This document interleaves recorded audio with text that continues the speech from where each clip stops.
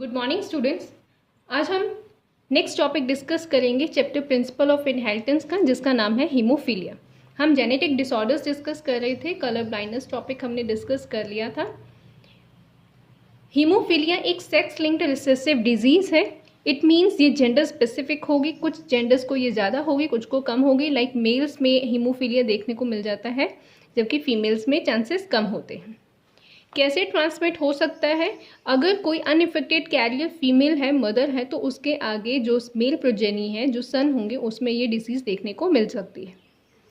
क्या इफेक्ट होगा हीमोफीलिया में? बॉडी में किस तरह के इफेक्ट देखने को मिल सकते हैं?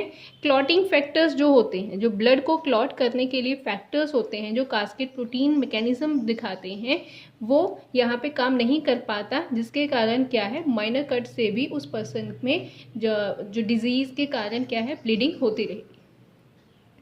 सिम्टम्स क्या हो सकते हैं अगर किसी को हीमोफीलिया है? Affected individual, a simple cut will result in a non stop bleeding, जो आपको अभी बताया। इट मीन्स क्लॉटिंग फैक्टर अपना काम नहीं करे। जनरली नॉर्मल ह्यूमन पर्सन में क्या होता है, माइनर कट अगर हुआ तो उसमें जो क्लॉटिंग फैक्टर्स हैं, क्लॉट बनाते हैं, 4 to 5 मिनट में ये काम हो जाता है, जिसके कारण आगे फर्दर ब्लीडिंग नहीं होती। बट माइनर कट से भी क्या हो सकता है, उस पर्सन में नॉन स्टॉप ब्लीडिंग हो सकती है और इवन सिवियर कंडीशन में उसकी डेथ भी हो सकती है। यहाँ पे इन्होंने सिंपल क्रॉस में बताया गया है, लाइक हेट्रोजाइगस फीमेल, जैसे मैंने आपको भी बताया, अगर हेट्रोजाइगल फीमेल है जो कैरियर है हीमोफीलिया की, तो चांसेस है कि वो ये इस डिजीज़ को सन में क्रॉस कर सकती है, इन शॉर्ट ट्रांसफ़र कर सकती है। बट इटसेल्फ में उसे हीमोफीलिया के सिम्टम नहीं होंगे, चाहे वो एक कैरियर भी एक्ट करे। एक इम्पॉर्टेंट नोट दिया गया है, that is possibility of a female becoming a haemophilic is rare. बहुत रेयर चांसेस होते हैं कि किसी लेडी में, किसी गर्ल में हीमोफीलिया हो।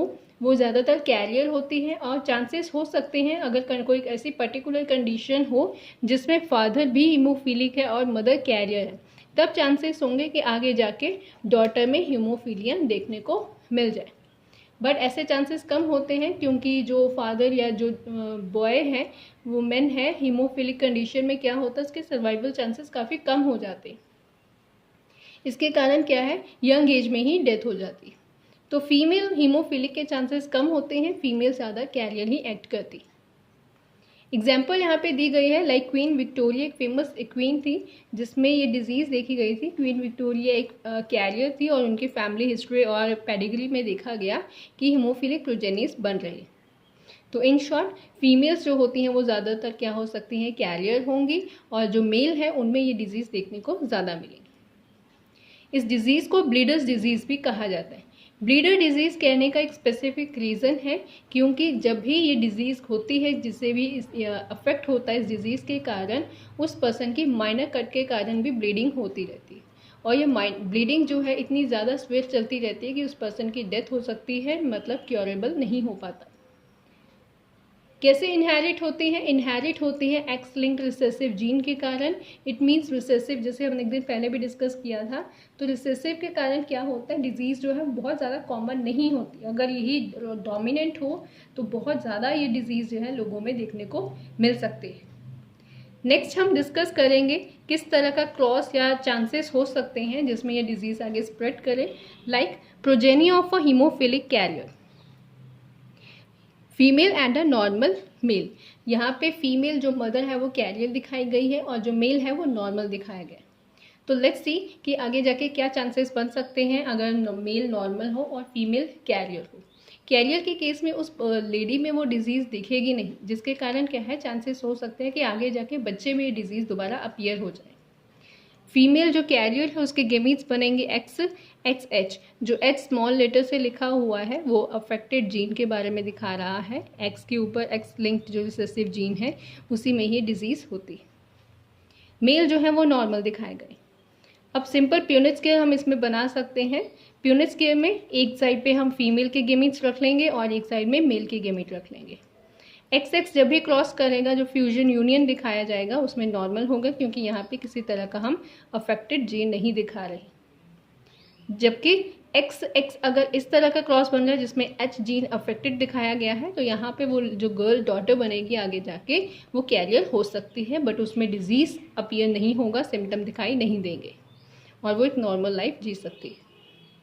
अगर XY बन रहा है तो बच्चा जो है नॉर्मल बॉय हो सकता है, बट यहाँ पे चांसेस हैं कि कौन सा जीन क्रॉस कर रहा है। इन केस अगर XH एंड Y कॉम्बिनेशन बन रहा है, then there is a we can say disease appear हो सकती है, चांसेस बहुत ज़्यादा है, हीमोफिलिक मेल बन सकता है। तो 50% प्रोबेबिलिटी पे चलता है, बट येस अगर उस फैमिली में 4 बच्चे हैं तो चांसेस हैं कि उनमें से एक बच्चा, एक बॉय चाइल्ड ऐसा होगा जो हीमोफिलिक होगा, और माइनर कट से उसमें नॉन स्टॉप ब्लीडिंग हो सकती है।